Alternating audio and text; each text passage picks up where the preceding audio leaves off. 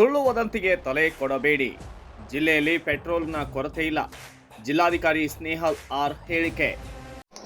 ಎಲ್ಲ ಸಾರ್ವಜನಿಕರ ಗಮನಕ್ಕೆ, ಇತ್ತೀಚಿನ ದಿನಗಳಲ್ಲಿ ಏನು ಸಮಸ್ಯೆಗಳು ನಾವು ಎದುರಿಸ್ತಾ ಇದ್ದೀವಿ, ಆ ನಿಟ್ಟಿನಲ್ಲಿ ಸಾಕಷ್ಟು ಸುಳ್ಳು ಸುದ್ದಿಗಳು ಕೂಡ ಹಬ್ಬಿತಾ ಇದ್ದು ಅದರಿಂದ ಸಾರ್ವಜನಿಕರು ಆತಂಕಕ್ಕೊಳಗಾಗ್ತಾ ಇದ್ದಾರೆ.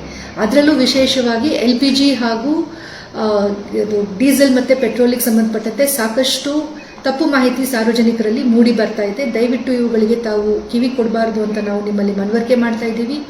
ನಮ್ಮ ಜಿಲ್ಲೆಯಲ್ಲಿ ಎಲ್ಲ ಪೆಟ್ರೋಲ್ ಬಂಕ್ಸ್ಗಳಲ್ಲಿ ಕೂಡ ಸಾಕಷ್ಟು ಸ್ಟಾಕ್ ನಮ್ಮಲ್ಲಿ ದಾಸ್ತಾನು ಲಭ್ಯ ಇದೆ. ಸುಮಾರು 4 ರಿಂದ 5 ದಿನಗಳಿಗೆ ಆಗುವಷ್ಟು ದಾಸ್ತಾನು ನಮ್ಮಲ್ಲಿ ಲಭ್ಯ ಇದೆ. ಆದಾಗ್ಯೂ ಕೂಡ ನಮ್ಮ ಜಿಲ್ಲೆಯಲ್ಲಿ ಪ್ರತಿನಿತ್ಯ 60 ರಿಂದ 65 KL ಡೀಸೆಲ್ ಮತ್ತು ಪೆಟ್ರೋಲ್ ಸೇಲ್ಸ್ ಆಗ್ತಾ ಇತ್ತು. ಆದರೂ ಕಳೆದ 2 ದಿನಗಳಿಂದ ಅಕ್ಕಪಕ್ಕದ ಜಿಲ್ಲೆಗಳಲ್ಲಿ ತಪ್ಪು ಮಾಹಿತಿ ಹರಡಿಬಿಟ್ಟು ಡೀಸೆಲ್ ಮತ್ತು ಪೆಟ್ರೋಲದು ಕೊರತೆ ಉಂಟಾಗ್ತಾ ಇದೆ ಅಂತ ಹೇಳಿ ಸಾಕಷ್ಟು ಸುಳ್ಳು ಮಾಹಿತಿ ಪಬ್ಲಿಕ್ಕಲ್ಲಿ ತಿಳಿದು ಬಂದಿರೋದ್ರಿಂದ ಸುಮಾರು 100 ರಿಂದ 110 KL ನಮ್ಮಲ್ಲಿ ಸೇಲ್ಸ್ ಆಗ್ತಾ ಇದೆ. ಯಾರು ಕೂಡ ಸಾರ್ವಜನಿಕರು ಆತಂಕಕ್ಕೆ ಒಳಗಾಗಬಾರ್ದು.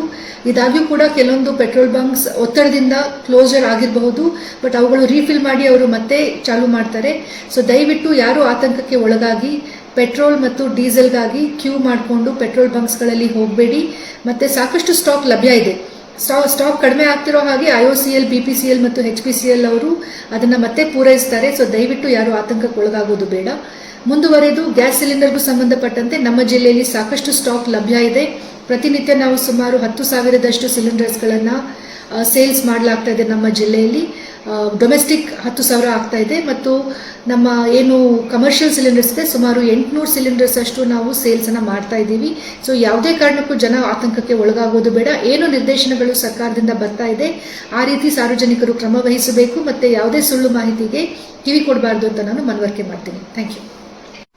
ಡೀಸೆಲ್, ಪೆಟ್ರೋಲ್ ಅಥವಾ LPGಗೆ ಸಂಬಂಧಪಟ್ಟಂತೆ ಯಾರಾದರೂ ತಪ್ಪು ಮಾಹಿತಿಯನ್ನು ಅಥವಾ ಸುಳ್ಳು ಮಾಹಿತಿಯನ್ನು ಹರಡಲಿಕ್ಕೆ ಅವಕಾಶ ಮಾಡಿಕೊಟ್ಟಲ್ಲಿ ಅಂಥವ್ರ ಮೇಲೆ ಸೂಕ್ತವಾದಂತಹ ಮತ್ತು ಕಾನೂನಿನಲ್ಲಿ ಕಠಿಣ ಕ್ರಮವನ್ನು ನಾವು ಜರುಗಿಸಲಿಕ್ಕೆ SP ಅವರು ಹಾಗೂ ಪೊಲೀಸ್ ಕಮಿಷನರ್ ಅವರು ಕ್ರಮ ವಹಿಸಲಿಕ್ಕೆ ಎಲ್ಲ ಸಿದ್ಧತೆಗಳನ್ನು ಮಾಡಿಕೊಂಡಿದ್ದಾರೆ.